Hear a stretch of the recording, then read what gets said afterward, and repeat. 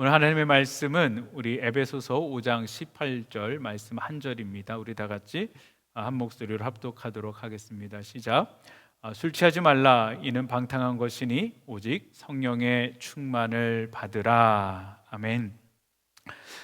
육체를 가진 우리 인간이 여러분 성령의 도움 없이 도움을 받지 않고 올바른 신앙 생활을 우리가 할 수가 없습니다. 우리가 많은 경험을 통하여서 정말 하나님 뜻대로 살기를 몸부림치지만 우리의 연약함, 육체로 인하여서 우리의 힘으로는 도무지 하나님 뜻대로 살아갈 수 없다라는 것을 우리는 깨닫게 되어집니다. 그때마다 우리가 정말 하나님의 은혜가 아니고서 우리 성령님의 도우심이 아니고서는 살아갈 수 없다라는 것을 온몸이 다 깨닫게 되어집니다. 그래서 우리 성령을 받은 성도들에게 있어서 가장 중요한 것은 무엇이냐면요, 여러분 성령의 충만을 유지하는 것입니다. 오늘 말씀에서도 성령의 충만함을 받으라라고 말씀하고 계십니다. 여러분 그렇다면은 우리가 먼저 과연 성령 세례와 성령 충만은 무엇이 다를까? 우리가 성령 세례를 이야기하고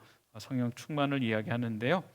여러분 성령 세례는 우리가 아주 간단하게요, 우리가 순간적으로 우리가 예수 그리스도를 인격적으로 영접할 때 우리 가운데 순간적으로 임하게 되어집니다. 그리고 성령 세례는 일평생에 한 번 우리가 주님을 만날 때 임하게 되어지는 것입니다. 그러나 그 반면에 여러분 성령 충만은요, 한 번 입고 끝나버리는 것이 아니고요, 우리가 성령 세례를 받은 다음에 지속적으로 또한 반복적으로 임하는 그런 것을 이야기를 합니다.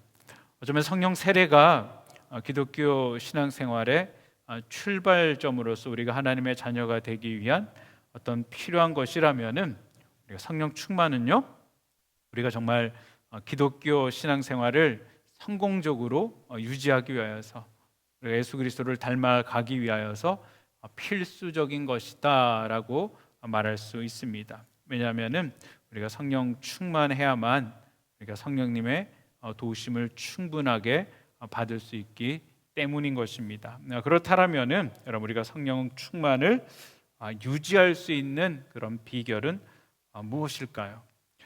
우선 우리가 알아야지 될 한 가지 사실이 있습니다. 그것은 우리가 성령 충만에는 두 가지 성령 충만이 있다라는 것입니다. 첫째는 우리 성령님의 사역적 사역으로 말미암은 성령 충만이 있고요. 그리고 다른 두 번째로는 우리 성령 하나님의 인격적인 역사로 말미암은 성령 충만이 있다라는 것입니다.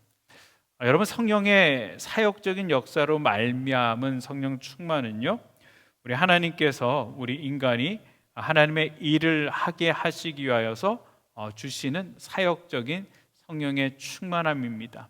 근데 여러분 이 성령 충만, 사역적인 충만함은요, 우리 사람의 인격과는 전혀 무관합니다. 상관이 없고요, 예수 그리스도를 증거하기 위하여서 성령의 충만함을 우리 하나님께서 내려주신다라는 것입니다. 사역을 위해서요. 우리가 특별히 사도 베드로가 성령의 충만함을 입고 예수님을 증거할 때 3,000명이나 많은 사람들이 예수께로 돌아오는 그런 이적들이 일어납니다. 그때 제사장들과 장로들이 베드로에게 와서 네가 무슨 권세로 이것들을 전하냐라고 이야기하면서요, 다시는 그리스도의 복음을 전하지 말라, 도를 전하지 말라라고 이야기합니다. 여러분 그럴 때 베드로 가운데 성령의 충만함이 임하게 되어집니다. 그가 성령의 충만함을 임하게 되어지니까요, 베드로 가운데 어떤 일들이 생깁니까? 그가 담대한 믿음이 생깁니다. 두려웠던 그들이 두렵지 않고요, 담대함이 생기고 또 능력이 임하게 되어져서 많은 이적들을 행하게 되는 것입니다. 여러분 이것이 바로 성령의 사역적인 충만함이다라는 것이죠. 그러나 여러분 이런 성령의 충만한 것들은 굉장히 일시적입니다. 사역을 위하여서 우리 하나님께서 허락하신다라는 것이죠. 우리가 어떤 선교지에 가게 되어지면은요, 선교지에 갔을 때 우리들이 이제 주의 복음을 증거하고 사람들의, 선교지에 있는 사람들에게 평신도들이 손을 얹고 안수를 합니다. 그러면은 어떤 일들이 일어나면은요, 우리 성령님께서 그곳 가운데 평신도를 통해서 사역이 나타나는데요. 갑자기 귀신 들렸던 자들이 귀신이 떠나가게 되어지고요. 또 손을 얹고 기도하는데 방언이 터지는 그런 일들이 나타납니다. 그것은 성령 하나님께서 우리 한 사람 한 사람을 그 순간에 하나님께서 하나님의 도구로 사용하시는 것이죠. 그런데 선교지에서 돌아와서 다른 사람에게 우리가 같이 그렇게 기도하면은 선교지에서처럼 그렇게 나타나지 않는 그런 것입니다. 여러분, 이러한 성령님의 사역적인 역사들은 구약 시대에도 있었던 것입니다. 구약에 나오는 우리가 아는 사사나 어떤 선지자나 왕들도요, 그들이 그 사명을 감당하기 위하여서 우리 하나님께서 성령의 충만함을 허락하셨다라는 것입니다. 그래서 사사기 3장 10절 상반절에 보면은 다음과 같이 기록되어져 있습니다. 하나님의 신이 그에게 임함으로 그가 이스라엘의 사사가 되었다. 일반적인 사람인데 하나님의 신이 그에게 임하니까, 하나님의 영이 그에게 임하고 하나님께서 그를 사역적으로 사용하시니까 그가 이스라엘의 사사가 되었다라고 성경은 말씀하고 계십니다. 이 말씀은 우리 사사 온니엘에 관한 말씀인데, 온니엘은 이스라엘의 사사들의 첫 번째 사사입니다. 우리 하나님께서 그를 사역 가운데 사용하셨다라는 것입니다. 구약 시대에도 이런 성령님의 사역적인 역사는 일어났다라는 것입니다. 그러나 여러분 기억하실 것은 무엇이냐면요, 구약 시대에는 성령님의 인격적인 역사는 없었다라는 것입니다. 여러분, 성령님의 인격적인 역사다라고 이야기하는 것은요, 우리가 하나님의 자녀로 신분이 변화된 것인데요, 이 성령님의 인격적인 역사는 오순절 마가의 다락방에서 처음 임하게 되어집니다. 성령님의 인격적인 역사로 말미암은 성령 충만은요, 우리가 주님의 성품을 닮아가기 위하여서 필요한 그런 성령 충만이다라는 것입니다.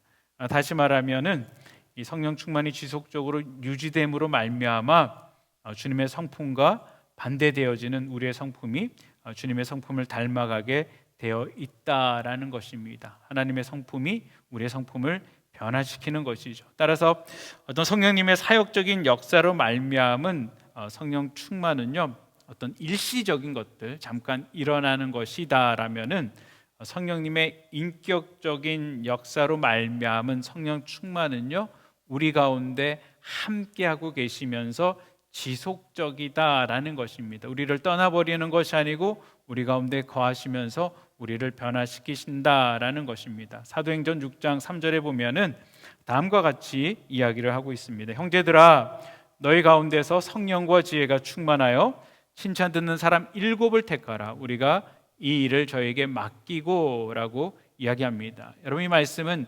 초대교회에서 첫 7 집사를 뽑을 때 있었던 그런 이야기입니다.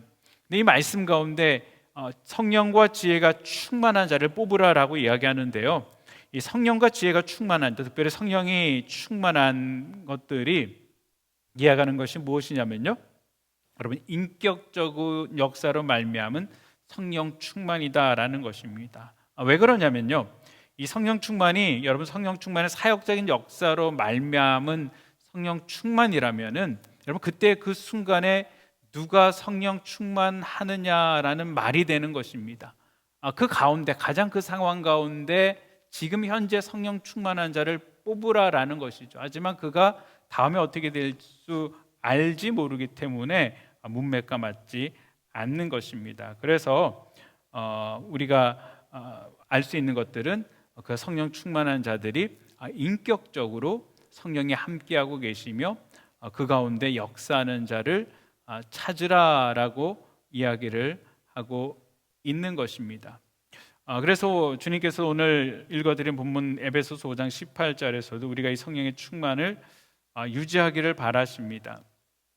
그때 성령 충만은 바로 성령님의 인격적인 사역으로 말미암은 성령 충만인 것입니다. 우리 주님께서 오늘 본문의 말씀, 술 취하지 말라, 이는 방탕한 것이니 오직 성령의 충만을 받으라라고 말씀하고 계십니다. 오늘 본문에서 성령의 충만을 받으라라는 말은 원문에 보면은 성령의 충만을 계속하여서 유지하라는 말과 같은 것입니다. 한번 충만을 받고 끝나버리는 것이 아니고요, 성령 충만을 계속하여서 유지하라라는 것이죠. 여러분, 그렇다면은 이렇게 중요한 성령 충만을 유지할 수 있는 방법은 과연 무엇이냐라는 것입니다. 이것은 우리 신앙에 있어서 굉장히 중요한 부분입니다. 먼저 우리가 성령 충만을 유지하기 위하여서 꼭 기억해야 될 두 가지 사실이 있습니다. 첫 번째는 우리 성령 하나님이 인격체라는 사실입니다. 여러분, 성령님은 어떤 무인격적인 가마력이나 능력이 아닙니다. 어떤 사람들은 그냥 성령 하나님 생각하면은 인격체로 생각하지 않고 그냥 어떤 힘, 능력 정도로 생각을 합니다. 하지만 성경이 우리에게 분명하게 말씀해 주시는 성령 하나님의 특징은, 우리 성령님은 엄연히 인격체이심을 분명하게 증거하고 있다라는 것입니다. 여러분, 인격체라는 것이 무슨 뜻입니까? 원래 자신의 지식과 감정과 의지, 지정의를 가지고 있다라는 것이죠. 우리가 그런 지정의를 가지고 있는 것처럼 우리 성령님도 성령님의 지식과 감정과 의지를 가지고 계신 인격체이시다라는 것입니다. 두 번째로, 인격체는 원래 자신을 환영하는 곳에 가기를 기뻐하고 또한 그곳에 머물기를 기뻐한다라는 사실입니다. 때문에 인격을 가지고 계신 우리 성령님도요, 성령님을 환영하는 사람의 마음 가운데 충만하게 거하시게 되는 것입니다. 요한복음 10장 10절 말씀에 보면은 예수님께서 다음과 같이 말씀을 하십니다. 도적이 오는 것은 도적질하고 죽이고 멸망시키려는 것뿐이요, 내가 온 것은 양으로 생명을 얻게 하고 더 풍성히 얻게 하려 함이니라 라고 말씀하고 계십니다. 여러분, 이 말씀은 우리 마귀와 또 성령님의 성품의 차이를 극명하게 우리에게 나타내고 있습니다. 여러분, 마귀는 원래 도적과 같습니다. 도적은 반드시 자신을 환영하는 곳에만 가는 것이 아닙니다. 세상이가 어떤 사람도 도적 웰컴이라고 얘기하는 사람은 없죠. 도적을 환영합니다라고 반기는 사람들은 없습니다.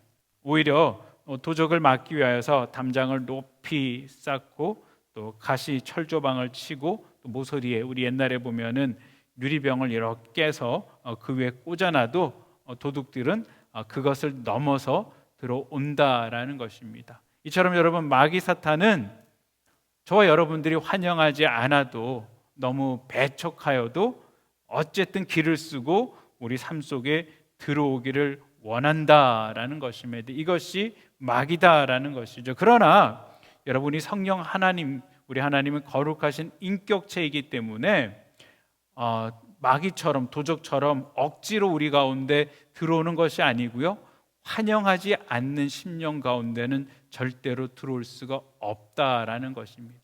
하나님을 반기지 아니하는 곳에는 들어가지 않는다라는 것입니다. 그렇기 때문에 동일한 성령의 역사가 나타남에 불구하고, 예배 가운데 있음에 불구하고 어떤 이들은 성령을 체험하고 어떤 이들은 성령을 체험하지 못하는 것입니다. 사모하는 자들에게는 우리 하나님께서 성령을 부어주시고, 또 관심 없는 자들, 그 있어도 그만 없어도 그만이라고 모독하는 자들에게는 성령님께서 임하지 아니하시는 것들이죠. 여러분, 그렇다면은 우리가 성령님을 환영하는 것들, 어떻게 하면 우리가 성령님을 환영할 수 있을까라는 것들을 한번 생각해 보기를 원합니다. 첫째로, 여러분, 우리가 성령님을 환영하는 것은요, 성령님의 음성에 귀를 기울여야지 된다라는 것입니다. 사실 모든 인격체들은 자신의 말에 귀를 기울여 줄 때, 자신의 말을 잘 들어줄 때 자신이 환영받는다라고 느낍니다. 여러분, 어떤 친구를 만났는데 이 친구는 만날 때마다 무엇을 줍니다. 밥도 사주고요, 선물도 주고요, 심지어는 돈까지 주는 친구가 있습니다. 무엇을 주기 때문에 또 받기는 받지만 어쩐지 그 친구와 함께하고 있는 것이 이상하게 부담스럽게 느껴지는 친구가 있습니다. 잘해주는데도 부담스럽죠. 그런데 반면에 여러분, 어떤 친구는 아무것도 나에게 주는 것이 없는데 그 사람과 함께 있으면은 그냥 마음이 편한 거예요. 좋은 거예요. 그래서 같이 함께 있고 싶은 그런 친구들이 있습니다. 근데 가만히 우리가 그 친구들을 생각해 보면은요, 만날 때마다 무엇을 주지만은 함께 있는 것이 부담스러운 친구들은 어떤 친구들입니까? 무엇을 주는 것을 미끼로 삼아서 자기 말만 들어달라라는 것이죠. 내 말만 들어, 내 뜻대로만 해, 나만 따라와라고 자기를 내세우는 그런 자들입니다. 반면에 아무것도 주는 것은 없지만 함께 있고 싶은 친구는 어떤 친구입니까? 언제나 나에게 관심을 가져다주는 그런 친구입니다. 여러분이 하는 말에 집중해주고 반응해주고 그런 할 때 우리가 더 그렇게 다가가고 또 가까워지는 그런 것들을 우리가 깨달을 수가 있습니다. 인격체는 모든 사람들은요, 누구나 자신의 말을 들어줄 때 환영받는 느낌을 갖는 것입니다. 그렇기 때문에 우리 하나님께서는 우리들이 하나님의 그 음성에 귀를 기울이기를 바라신다라는 것입니다. 여러분이 우리가 성경을 읽다 보면은 구약 성경에 성막이라는 것이 있습니다. 성막은 이스라엘 백성들이 이제 출애굽하여서요 40년 동안 광야 길을 가를 때 하나님께서 이스라엘 백성들과 동행하시기 위하여서 모세에게 짓도록 명령을 하셨습니다. 그리고 성막은 하나님께서 이스라엘 백성 가운데 임시로 거하실 그런 장막이었죠. 그리고 이 성막에는 구별된 성소와 지성소가 있었습니다. 지성소는 제일 안쪽에 언약궤를 모시는 곳으로서 하나님의 임재가 있는 상징적인 그런 것이죠. 그리고 성소는 제사장들이 매일 그 안에 들어가 하나님을 섬겼던 그런 장소입니다. 성소에 들어가다 보면은 오른쪽에는 떡상이 있고요, 왼쪽에는 금촛대가 있습니다. 그리고 가장 그 가운데는 향단이 놓여져 있습니다. 우리가 이거를 어떤 영적으로 해석을 한다라면요, 떡상이라는 것은 감사와 성도의 교제를 이야기합니다. 그리고 금촛대는 하나님의 말씀, 빛을 비춰주는 하나님의 말씀을 상징하고요, 이 향단은 성도들의 기도를 상징하는 그런 것입니다. 그런데 우리가 이 성막을 보게 되어지면은 여러분, 성막 안에는 빛이 들어올 수 있는 창이 하나도 없습니다. 성막은 동물의 가죽으로 덮여져 있는 어두운 곳이죠. 하나님께서 이 성막을 디자인하시면서 빛이 있어야지 그 가운데서 무엇인가를 하고 움직일 수 있을 텐데 왜 하나님께서는 창을 만들지 않으셨을까? 하나님 혹시 창을 만드는 것을 잃어버리지 않았을까라는 생각을 할 수 있습니다. 그러나 그렇지 않습니다. 이건 굉장히 큰 영적인 의미가 있는데요, 그것은 무엇이냐면은 우리 성도들의 삶에는 자연적인 빛이 필요 없다라는 것입니다. 성막 안에는 자연적인 빛이 필요 없다라는 것이죠. 그것은 금촛대에서 나오는 그 불빛만으로도 족하다라는 것입니다. 금촛대는 제가 하나님의 말씀이라고 말씀을 드렸습니다. 하나님께서는 여러분, 우리가 하나님의 음성에만 귀를 기울이고 원하신다라는 것입니다. 세상의 빛이 아니고요, 하나님의 빛 안에서만, 하나님의 말씀 안에서만 거하라라는 것이죠. 여러분, 그렇다면은 자연빛, 세상의 빛은 무엇을 상징하는 것일까요? 세상의 빛, 자연의 빛들은요, 세상 상식을 이야기합니다. 우리가 신앙생활을 열심히 하다가 상식 때문에 우리 신앙생활이 주춤할 때가 있습니다. 성경 말씀에 분명하게 너희는 마음을 다하고 목숨을 다하고 뜻을 다하여 너희 하나님을 사랑하라라고 말씀하고 계십니다. 그래서 우리가 은혜를 받은 이후에 열심히 신앙생활을 하다가요, 정말 최선을 다해서 신앙생활을 하다가 우리에게 상식의 말을 듣게 되는 것이죠. 상식은 우리에게 이렇게 얘기합니다. 무엇이든지 지나친 것은 좋지 않다라는 것이죠. 과유불급이다라고 이야기하죠. 그래서 신앙생활도 적당히 하는 것이 좋다라고 생각을 합니다. 여러분, 세상의 그 이야기 무엇이든지 지나친 것은 조지 못하다에 우리가 반응을 하게 되어지면은 성령의 충만을 놓치게 되어집니다. 그 외에도 어떤 자신의 이성의 소리, 어떤 세상의 철학들, 때로는 불신자의 그런 이야기들, 특별히 교회 안에서는 성령을 받지 못한 교인들의 그런 이야기들로 인하여서 성령 충만을 가로막는 원인이 되는 것입니다. 사랑하는 성도 여러분, 정말 저와 여러분들이 성령 충만함을 유지하기를 원한다라면은요, 여러분, 세상의 소리, 이성의 소리, 세상 철학, 불신자의 소리, 성령을 받지 못한 교인들의 말에 현혹되는 것이 아니고요, 흔들리는 것이 아니고요, 날마다 우리가 오직 생명 되시는 하나님의 말씀 앞에 서며 그 말씀만을 우리가 귀 기울이고 살아갈 때 성령 충만을 유지할 수 있다라는 것입니다. 두 번째로 우리가 성령 충만을 유지하기 위해서는요, 성령님의 사역에 동참해야지 된다라는 것입니다. 여러분, 모든 인격체, 모든 사람들은요, 자신이 하는 일에, 내가 하는 일에 관심을 가지고 나와 동참해 주면은 내가 환영받는다라고 생각을 합니다.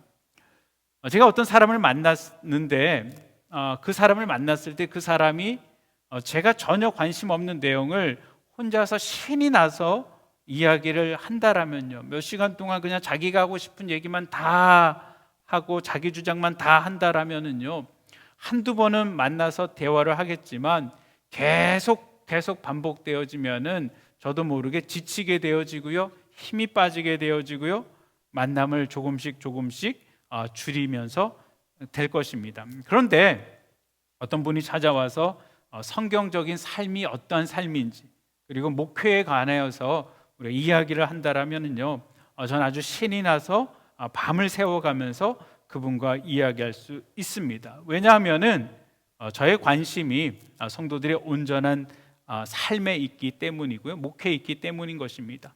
우리 성령님도 마찬가지입니다.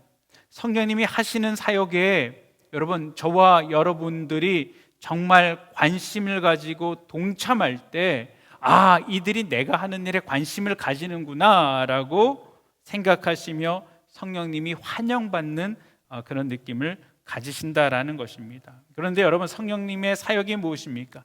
성령님의 사역이 바로 예수님을 증거하는 것입니다. 요한복음 15장 26절에요, 내가 아버지께로서 너에게 보낼 보혜사 곧 아버지께로서 나오시는 진리의 성령이 오실 때 그가 나를 증거하실 것이요 라고 말씀하고 계십니다. 성령 하나님께서 진리의 영이 우리 가운데 오셨을 때 그가 예수 그리스도에 대하여서 증거하신다라는 것이죠.